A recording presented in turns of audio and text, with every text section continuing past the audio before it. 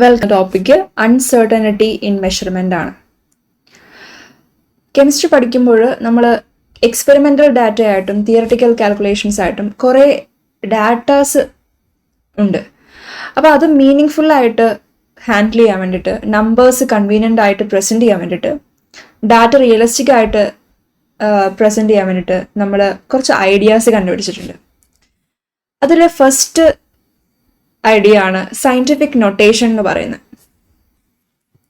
Scientific notation എന്ന് വെച്ചാൽ exponential notation in which any number can be represented in the form of n into 10⁻n. അതായത് ഒരു exponential notation ആണ്.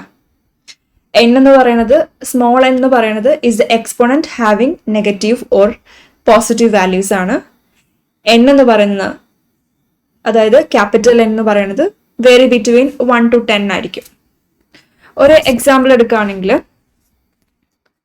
232.508 അത് നമ്മൾ എക്സ്പൊണൻഷ്യൽ നൊട്ടേഷനിലേക്ക്, അതായത് സയൻറ്റിഫിക് നൊട്ടേഷൻ ഫോമിൽ കൺവേർട്ട് ചെയ്യുവാണെങ്കിൽ എങ്ങനെയായിരിക്കും? 2.32508 ഇൻറ്റു 10⁻². അതായത് നമ്മൾ ഡെസിമലെ ലെഫ്റ്റിലേക്ക് 2 പ്ലേസിൽ ലിഫ്റ്റ് ചെയ്തു, അല്ലെങ്കിൽ ഷിഫ്റ്റ് ചെയ്തു. അപ്പം എക്സ്പൊണൻ്റ് എത്ര വന്നു? 2 പ്ലേസ് ഷിഫ്റ്റ് ചെയ്തുകൊണ്ട് 10⁻² വന്നു. ഇനി വേറൊരു എക്സാമ്പിൾ എടുക്കാം. 0.00016 അതിന് നമ്മൾ എങ്ങനെ കൺവേർട്ട് ചെയ്യും? അത് സയൻറ്റിഫിക് നൊട്ടേഷനിലൂടെ കൺവേർട്ട് ചെയ്യുമ്പം 1.6 ഇൻറ്റു 10⁻⁻4 ആവുന്നു.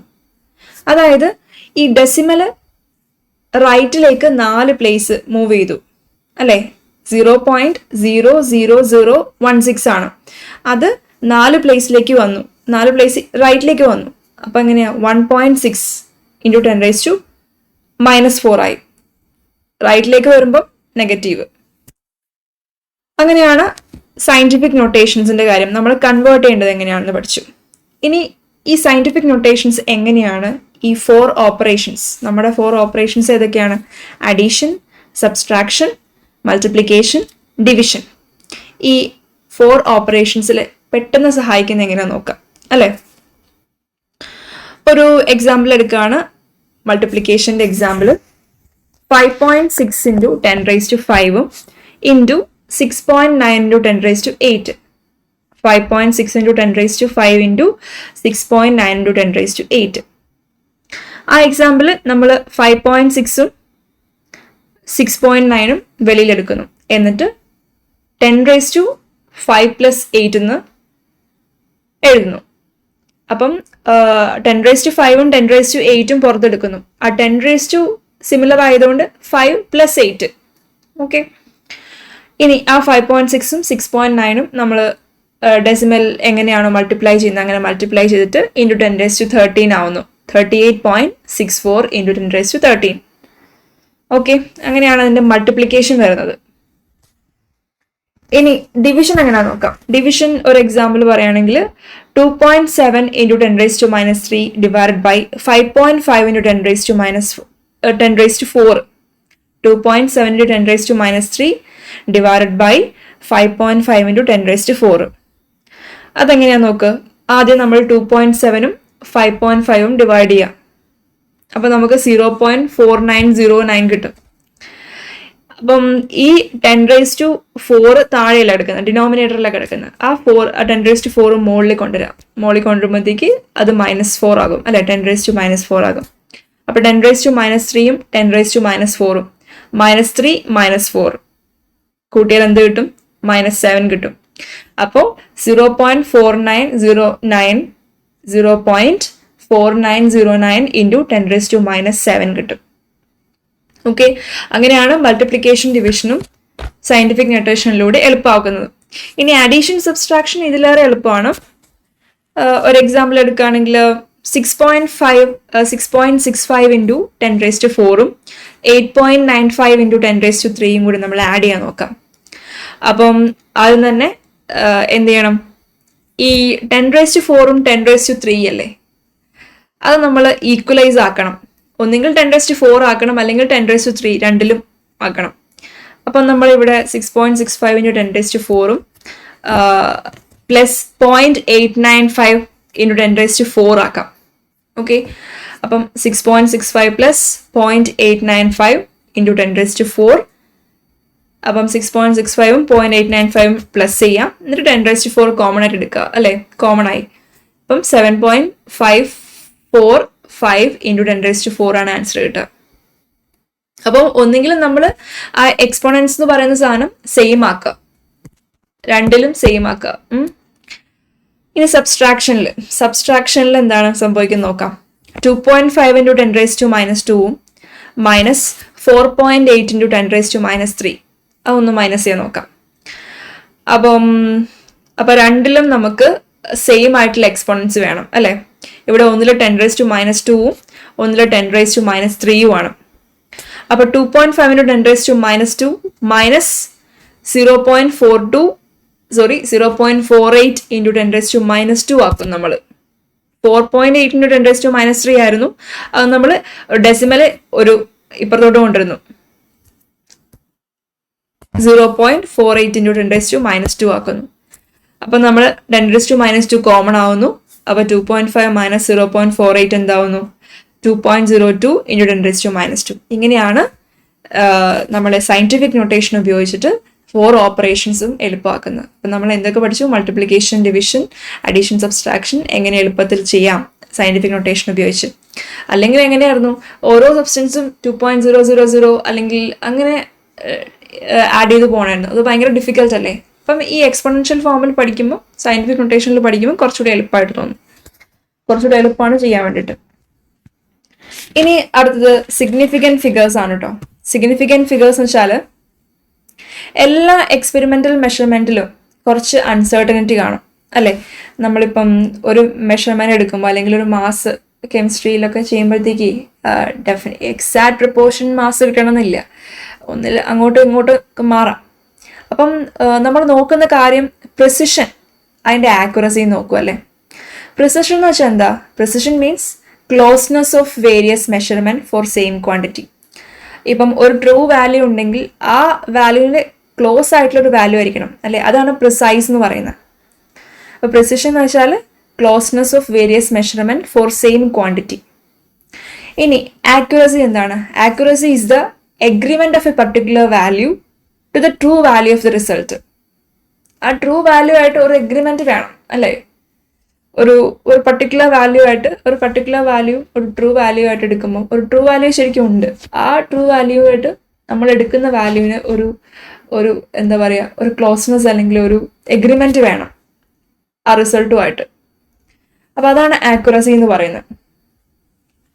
നമ്മളിവിടെ ഒരു എക്സാമ്പിൾ എടുക്കുകയാണെങ്കിൽ ഒരു ട്രൂ വാല്യൂ 2 ഗ്രാമാന്ന് വിചാരിച്ചു. 2 ഗ്രാമാണ് ഒരു ട്രൂ വാല്യൂ. 3 സ്റ്റുഡൻസ് ഉണ്ട്, സ്റ്റുഡൻറ്റ് എ, ബി, സി. ആ സ്റ്റുഡൻസ് വെയ് ചെയ്തതാണ്. ആദ്യത്തെ സ്റ്റുഡൻറ്റ് 1.95ഉം രണ്ടാമത് വെയ് ചെയ്തു 1.93 ഗ്രാമും. അപ്പം 1.95 എന്ന് പറയുമ്പം ഒരു കുറച്ച് പ്രിസൈസ് ആണ്, പക്ഷെ ആക്യുറേറ്റ് ആയിട്ടില്ല അല്ലെ, ക്ലോസ്, അതായത് എഗ്രിമെന്റ് വന്നിട്ടില്ല. ഇനി സ്റ്റുഡൻറ്റ് ബി മെഷർ ചെയ്തതാണ് 1.94ഉം 2.05 ഗ്രാം 2.05 ഗ്രാം. അതെന്താണ്, അത്ര അടുത്ത് വന്നിട്ടുമില്ല, കുറച്ച് അകലെയാണ്. പ്രിസൈസും അല്ല ആക്യുറേറ്റും അല്ല അല്ലേ, not precise and not accurate. ഇനി സ്റ്റുഡൻറ്റ് സി മെഷർ ചെയ്തതാണ് 2.01ഉം 1.99ഉം. അത് നോക്കി, ആക്യുറേറ്റും ആണ് പ്രിസൈസും ആണ് അല്ലേ, പ്രിസൈസ് ആൻഡ് ആക്യുറേറ്റ്. അപ്പം ഈ സിഗ്നിഫിക്കൻറ്റ് ഫിഗേഴ്സ് എന്ന് വെച്ചാൽ എന്താണ്? Significant figures are the number of digits in a value contribute to the degree of accuracy of the value. ഒരു ട്രൂ വാല്യൂവിൻ്റെ ആക്യുറസി കൂട്ടാൻ വേണ്ടിയിട്ട് എത്ര ഡിജിറ്റ്സ് കൊടുക്കണം, അതിനൊരു വാല്യൂ ഉണ്ടാവും. അതിനെയാണ് സിഗ്നിഫിക്കൻറ്റ് ഫിഗേഴ്സ് എന്ന് പറയുന്നത്. Significant figures are the number of digits in a value that contribute to the degree of accuracy of a value. ഇനി സിഗ്നിഫിക്കൻറ്റ് ഫിഗേഴ്സിൽ കുറച്ച് റൂൾസ് ഉണ്ട്. റൂൾസ് ഫോർ സിഗ്നിഫിക്കൻറ്റ് ഫിഗേഴ്സ്, കുറച്ച് 5-6 റൂൾസ് നമ്മൾ പഠിക്കണം. അത് ഏതൊക്കെയാ നോക്കാം. First rule, all non zero digits are significant. എന്താണ്? എല്ലാ സീറോ അല്ലാത്ത ഏത് ഡിജിറ്റും സിഗ്നിഫിക്കൻ്റ് ആണ്. അതായത് ഇപ്പം എക്സാമ്പിൾ പറയുകയാണെങ്കിൽ 285 സെൻറ്റിമീറ്റർ അതിന്റെ എത്ര സിഗ്നിഫിക്കൻറ്റ് ഫിഗേഴ്സ് ഉണ്ട്? എല്ലാം നോൺ സീറോ ആണ് അല്ലേ? ഒന്നും സീറോ ഇല്ലല്ലോ. അപ്പം 3 സിഗ്നിഫിക്കൻറ്റ് ഫിഗേഴ്സ് ആണുള്ളത്. 285 സെന്റിമീറ്ററിന് 285 സെന്റിമീറ്റർ എന്ന് പറയുന്നത് 3 സിഗ്നിഫിക്കൻറ്റ് ഫിഗേഴ്സ് ഉണ്ട് അതിൽ. ഇനി വേറൊരു എക്സാമ്പിൾ പറയാം. 1342 മീറ്റർ, അതായത് 1342 മീറ്റർ എന്ന് പറയുന്നത് എത്ര സിഗ്നിഫിക്കൻറ്റ് ഫിഗേഴ്സ് ഉണ്ട്? അതിൽ ഒരു നോൺ സീറോ ഡിജിറ്റും ഇല്ല. അപ്പം 4 സിഗ്നിഫിക്കൻറ്റ് ഫിഗേഴ്സ് ഉണ്ട് അതിൽ. മനസ്സിലായോ? ഫസ്റ്റ് റൂൾ എന്ന് പറയുന്നത് all non zero digits are significant. ഇനി നെക്സ്റ്റ് റൂൾ എന്ന് വെച്ചാൽ second rule, zeros preceding to a first non zero digit are not significant എന്നാണ്. അതായത് ഒരു നോൺ സീറോ ഡിജിറ്റിന് മുമ്പിലുള്ള ഒരു സീറോ അത് സിഗ്നിഫിക്കൻ്റ് അല്ല. ഓക്കെ, ഒരു എക്സാമ്പിൾ പറയാം. 0.03. അപ്പം ഈ 3യുടെ മുമ്പിൽ ഒരു സീറോ ഉള്ളത്, ആ സീറോ സിഗ്നിഫിക്കൻ്റ് അല്ല. അതാണ്. അപ്പൊ അവിടെ എത്ര സിഗ്നിഫിക്കൻ്റ് ഡിജിറ്റ് ഉണ്ട്? 0.03 ഒരു സിഗ്നിഫിക്കൻ്റ് ഡിജിറ്റേ ഉള്ളൂ. ഏതാണത്? 3 മാത്രമേ ഉള്ളൂ. ഇനി അടുത്തൊരു എക്സാമ്പിൾ നോക്കാം. 0.0052. അതിൽ എത്ര സിഗ്നിഫിക്കൻറ്റ് ഫിഗേഴ്സ് ഉണ്ട്? ഈ 52യുടെ മുമ്പിൽ 2 സീറോ ഉണ്ട്, അത് സിഗ്നിഫിക്കൻ്റ് അല്ല അല്ലേ? അപ്പം 2 സിഗ്നിഫിക്കൻറ്റ് ഫിഗേഴ്സ് ഉണ്ട്. ഏതാണ്? 5 and 2. അപ്പം സെക്കൻഡ് റൂൾ എന്താണ്? Zeros preceding to the first non zero digits are not significant. Non സീറോന് തൊട്ട് മുമ്പുള്ള സീറോസ് സിഗ്നിഫിക്കൻ്റ് അല്ല, അത്ര വാല്യൂ ഉള്ളതല്ല. ഇനി മൂന്നാമത്തെ റൂളാണ്, third rule is zeros between 2 non zero digits are significant. 2 non zero ഡിജിറ്റ്സിന് ഇടയ്ക്കുള്ള സീറോസ് എന്താണ്? സിഗ്നിഫിക്കൻ്റ് ആണ്, അതിന് വാല്യൂ ഉണ്ട്. എക്സാമ്പിൾ പറയുകയാണെങ്കിൽ 2.005 അതിൽ എത്ര സിഗ്നിഫിക്കൻറ്റ് ഫിഗേഴ്സ് ഉണ്ട്? 4 സിഗ്നിഫിക്കൻറ്റ് ഫിഗേഴ്സ് ഉണ്ട്. ഇനി 4.03 അതിൽ എത്ര എണ്ണം ഉണ്ട്? 3. 4ഉം 0യും 3യും 3 സിഗ്നിഫിക്കൻറ്റ് ഫിഗേഴ്സ് ആണുള്ളത്. ഇനി ഫോർത്ത് റൂൾ എന്താണ്? Fourth rule, zeros at the end or right of a number are significant provided they are on the right side of this decimal point. അതായത് നമ്മുടെ വാല്യൂ, അതായത് നോൺ സീറോ ഡിജിറ്റിന്റെ തൊട്ട് ബാക്കിലായിട്ട് right സൈഡിലായിട്ട് number ഉണ്ടെങ്കിൽ, zero ഉണ്ടെങ്കിൽ, non zero ഡിജിറ്റിന്റെ റൈറ്റിലായിട്ട് zero ഉണ്ടെങ്കിൽ അത് decimal പോയിന്റിന് ശേഷമാണെങ്കിൽ അതിനെന്താണ്? അത് സിഗ്നിഫിക്കൻ്റ് ആണെന്നാണ് പറയുന്നത്. ഒരു എക്സാമ്പിളിലൂടെ നമുക്ക് നോക്കാം. 0.200 ഗ്രാം 0.200 ഗ്രാം ആണ്. അതിൽ 3 സിഗ്നിഫിക്കൻറ്റ് ഫിഗേഴ്സ് ഉണ്ട്. ഇനി 0.20 ഗ്രാം ആണെങ്കിലോ അതിൽ 2 സിഗ്നിഫിക്കൻറ്റ് ഫിഗേഴ്സ് ഉണ്ട്. മനസ്സിലായോ? Zeros at the end or right of a number are significant. അതായത് ഒരു നമ്പറിന്റെ അല്ലെങ്കിൽ ഒരു നോൺ സീറോ ഡിജിറ്റിന്റെ റൈറ്റിലായിട്ട് അല്ലെങ്കിൽ എൻഡിലായിട്ട് വരുന്ന സീറോസിന് വാല്യൂ ഉണ്ട്. ഒരു എക്സാമ്പിൾ നമ്മൾ നോക്കുകയാണെങ്കിൽ 0.2ക്ക് സിമ്പിളായിട്ടൊരു എക്സാമ്പിൾ നോക്കുകയാണെങ്കിൽ 0.2 എടുക്കുക, 20 എടുക്കുക. ലെഫ്റ്റിലുള്ള സീറോയിനാണോ റൈറ്റിലുള്ള സീറോയ്ക്കാണോ കുറച്ചുകൂടെ വാല്യൂ ഉള്ളത്? 20. ആ 20ക്കല്ലേ വാല്യൂ ഉള്ളത്, അത് മാത്രമേ ഇവിടെ പറയുന്നുള്ളൂ. റൈറ്റിലുള്ള അല്ലെങ്കിൽ എൻഡിലുള്ള സീറോസ് സിഗ്നിഫിക്കൻ്റ് ആണ്. അപ്പം നമ്മൾ അത് സയന്റിഫിക് നൊട്ടേഷൻ ഉപയോഗിച്ചും ഇങ്ങനെ റെപ്രസെന്റ് ചെയ്യാൻ കേട്ടോ. 100ന് നമ്മൾ സയന്റിഫിക് നൊട്ടേഷൻ ഉപയോഗിച്ച് റെപ്രസെന്റ് ചെയ്യുന്നത് എങ്ങനെയാണ്? 1 × 10⁻². അപ്പം അതിൽ 1 സിഗ്നിഫിക്കൻറ്റ് ഫിഗർ ഉണ്ട്, 1. ഇനി 1.0 × 10⁻² ആണെങ്കിലോ അത് 2 സിഗ്നിഫിക്കൻറ്റ് ഫിഗേഴ്സ് ഉണ്ട്. ഇനി 1.00 × 10⁻² ആണെങ്കിലോ അതിൽ 3 സിഗ്നിഫിക്കൻറ്റ് ഫിഗേഴ്സ് ഉണ്ട്. നോൺ സീറോ ഡിജിറ്റ് കഴിഞ്ഞ് റൈറ്റിലേക്ക് വരുന്ന സീറോസിന് വാല്യൂ ഉണ്ട്. ഇനി 5ാമത്തെ rule, last rule, counting numbers of objects. അത് നമ്മൾ സാധാരണ കൗണ്ട് ചെയ്യുന്ന ഒബ്ജക്ട്സ് ആണ് കേട്ടോ. 2 ബോൾ, 2 balls, 20 eggs എന്നൊക്കെ പറയില്ലേ. അപ്പൊ അതിന് ഇൻഫിനിറ്റ് ആയിട്ടുള്ള സിഗ്നിഫിക്കൻറ്റ് ഫിഗേഴ്സ് വരാന്നാ പറയുന്നത്. ഇപ്പം 2 എന്ന് പറയുന്നത് 2.00000 അങ്ങനെ നമുക്ക് പറയാമല്ലോ. അപ്പം ഇൻഫിനിറ്റ് ആയിട്ടുള്ള സിഗ്നിഫിക്കൻറ്റ് ഫിഗേഴ്സ് വരും. ഇപ്പം 20 ആണെങ്കിൽ അല്ലെങ്കിൽ 40 ആണെങ്കിൽ 40.00000 അങ്ങനെ ഇൻഫിനിറ്റ് സിഗ്നിഫിക്കൻറ്റ് ഫിഗേഴ്സ് വരും എന്നാണ് പറയുന്നത്. അപ്പൊ ഇതാണ് നമ്മുടെ സിഗ്നിഫിക്കൻറ്റ് ഫിഗേഴ്സും അതിന്റെ റൂൾസും. സിഗ്നിഫിക്കൻറ്റ് ഫിഗേഴ്സ് എന്തായിരുന്നു? Are the meaningful digits which are known with certainty. സെർട്ടനിറ്റിയോടെ പറയുന്ന മീനിങ് ഫുൾ ആയിട്ട് ഡിജിറ്റ്സിനെയാണ് സിഗ്നിഫിക്കൻറ്റ് ഫിഗേഴ്സ് എന്ന് പറയുന്നത്. അപ്പം ഇനി അടുത്തത് സിഗ്നിഫിക്കൻറ്റ് ഫിഗേഴ്സ് ഉപയോഗിച്ചിട്ടുള്ള അഡീഷനും സബ്സ്ട്രാക്ഷനും മൾട്ടിപ്ലിക്കേഷൻ ഡിവിഷനും ഒക്കെയാണ് കേട്ടോ. അപ്പം അതില് നമ്മൾ സാധാരണ ഡെസിമൽ എങ്ങനെയാണോ ആഡ് ചെയ്യുന്നത്, സബ്സ്ട്രാക്ട് ചെയ്യുന്നത്, അതുപോലൊക്കെയാണ് അതിന്റെ അഡീഷനും സബ്സ്ട്രാക്ഷനും വരുന്നത്. ഒരു എക്സാമ്പിൾ നമുക്ക് നോക്കാം. 12.11 അതായത് 12.11 പ്ലസ് 18.0 പ്ലസ് 1.012 അത് ആഡ് ചെയ്യുകയാണെങ്കിൽ നേരെ ഡെസിമൽ പോയിന്റ് നോക്കിയിട്ട് ഡിജിറ്റ്സ് എഴുതുക. 12.11ഉം 18.0 1.012 എന്നിട്ട് നമ്മൾ ഡെസിമൽ പോയിന്റ് അനുസരിച്ച് അത് എഴുതുക, എന്നിട്ട് ആഡ് ചെയ്യുക. അപ്പം ലാസ്റ്റ് കിട്ടും 31.122 ആണ്. അപ്പം ഇവിടെ ഡെസിമൽ പോയിന്റ് കൊടുക്കുന്ന എങ്ങനെയാണ്? 0.12 എന്ന് പറഞ്ഞ 3 ഡിജിറ്റ് ഉണ്ട്. അപ്പൊ ആ 3 ഇതവിടെ വരും അല്ലേ, ആഡ് ചെയ്യുമ്പോഴത്തേക്ക് ഡെസിമൽ പോയിന്റിൽ. ഇനി മൾട്ടിപ്ലിക്കേഷൻ നോക്കിയാലോ. മൾട്ടിപ്ലിക്കേഷനും സെയിം നമ്മൾ ഡെസിമൽ ഉപയോഗിച്ചിട്ട് എങ്ങനെയാണോ മൾട്ടിപ്ലൈ ചെയ്യുന്നത് അതുപോലെ തന്നെയാണ് ഡിവിഷനും മൾട്ടിപ്ലിക്കേഷനും ഒക്കെ വരുന്നത്. നമുക്ക് വേണമെങ്കിൽ നമ്മുടെ കൺവീനിയൻസ് നോക്കിയിട്ട് നമുക്ക് റൗണ്ട് ഓഫ് ഒക്കെ ചെയ്യാം. ഇപ്പം ഒരു എക്സാമ്പിൾ എടുക്കുകയാണെങ്കിൽ 1.386 ആണ് വരുന്നതെന്ന് വിചാരിച്ചോ. 1.386. അപ്പൊ നമുക്ക് വേണമെങ്കിൽ ഇത് റൗണ്ട് ഓഫ് ചെയ്തിട്ട് 6നെ റിമൂവ് ചെയ്തിട്ട് 1.39 എന്നൊക്കെ എഴുതാം.